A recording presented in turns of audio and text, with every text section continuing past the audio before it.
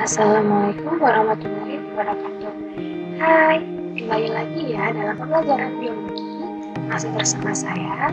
Dan kali ini kita akan melanjutkan pembelajaran dari minggu kemarin. Stay tune. Setelah mempelajari tentang peranan biologi, selanjutnya kita akan mempelajari kerja ilmiah, di mana kerja ilmiah memiliki arti dalam suatu rangkaian kegiatan yang dilakukan oleh orang yang memiliki sikap ilmiah menggunakan pendekatan keterampilan proses dan melalui langkah-langkah metode ilmiah. Nah, dalam kerja ilmiah, langkah-langkah metode ilmiah ini terdiri dari 3 bagian, di mana yang pertama adalah sikap ilmiah, yang kedua yaitu pendekatan keterampilan proses, dan yang terakhir yang ketiga adalah metode ilmiah. Nah, kita akan bahas yang pertama adalah tentang sikap ilmiah. Agar dapat menghasilkan produk sains yang baru, para ilmuwan harus peka dan berpikir kritis terhadap kejadian atau gejala yang ada di alam. Ilmuwan juga harus bekerja dengan tekun dan teliti dan melakukan diskusi untuk bertukar pendapat dengan ilmuwan-ilmuwan yang lainnya.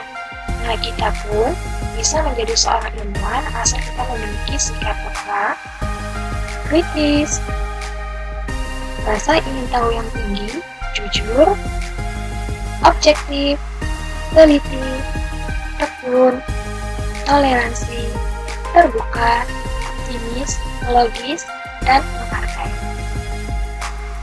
Selanjutnya, kita akan bahas tentang pendekatan keterampilan proses atau yang disebut dengan inquiry approach, di mana pengertian dari pendekatan keterampilan proses ini adalah suatu cara yang diterapkan kepada siswa agar dapat menemukan sendiri fakta dan konsep ilmiah dengan melihat secara maksimal sendiri seluruh kemampuannya.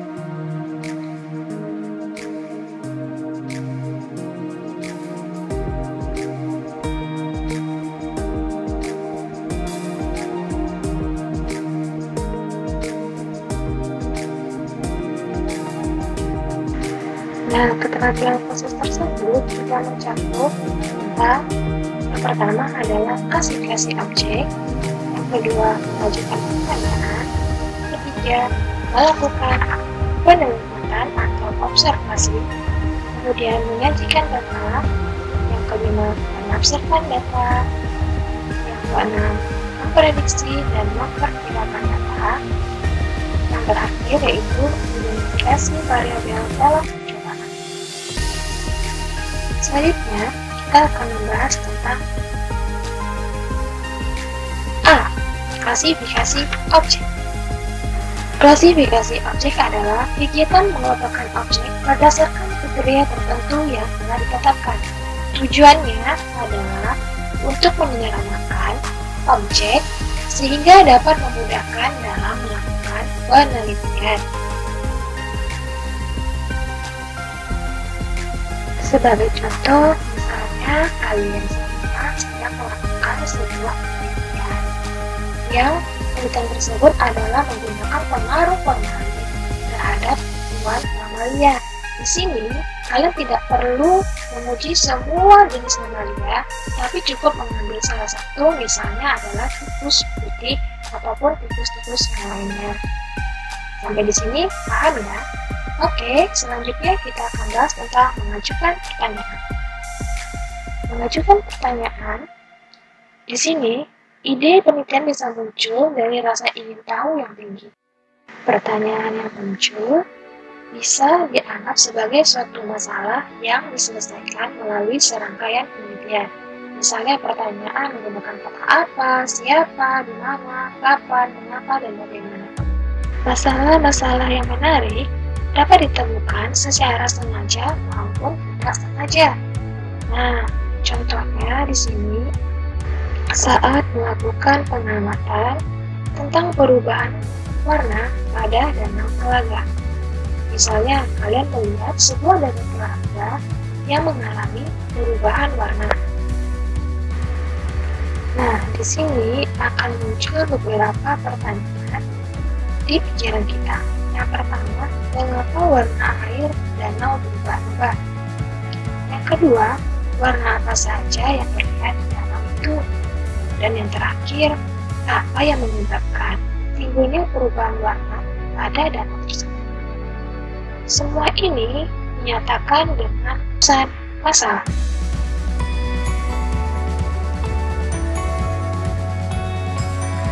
Nah, selanjutnya yaitu melakukan pengamatan atau observasi, di mana observasi adalah suatu kegiatan untuk memperoleh data atau informasi yang berhubungan dengan objek penelitian dengan menggunakan panca indera maupun dengan bantuan alat. Misalnya menggunakan higrometer, termometer, maupun neraca. Dalam melakukan pengamatan atau observasi, data yang diterima dari hasil pengamatan dapat berupa yang pertama, data kualitatif, dan yang kedua, data kuantitatif. Data kualitatif adalah data yang tidak dapat dinyatakan dengan angka, contohnya warna air danau keabu-abuan atau bunga mawar merah lebih harum dari bunga mawar putih.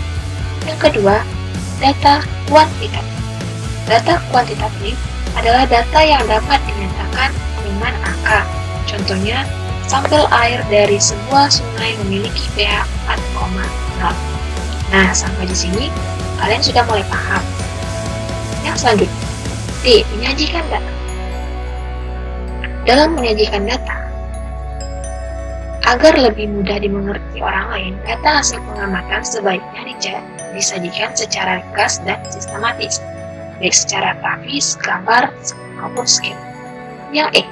Menafsirkan data. Menafsirkan data adalah memberikan arti atau makna pada data hasil pengamatan.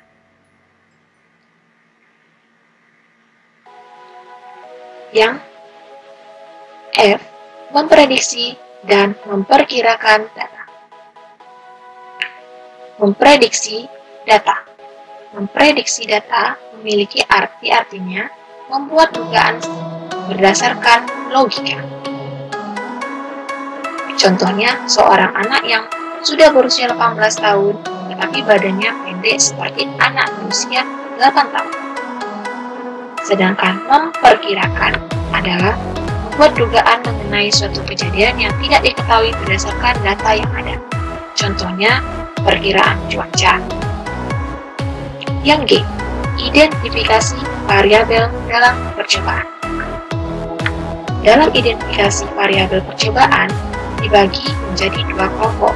Yang pertama adalah kelompok kontrol adalah suatu percobaan yang tidak diberi perlakuan, yang berfungsi sebagai pembanding.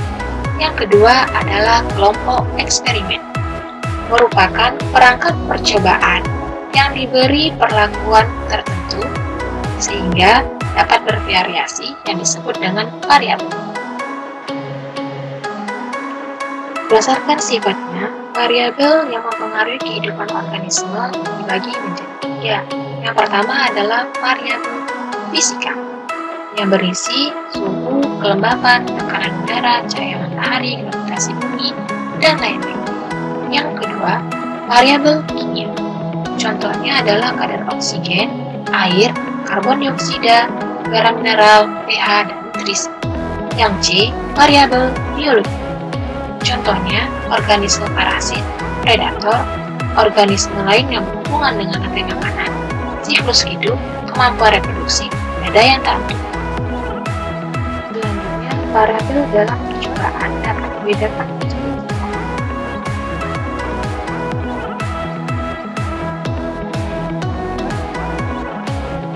Di mana yang pertama adalah variabel bebas atau variabel manipulasi, yaitu perlakuan yang berbeda-beda dalam melakukan percobaan.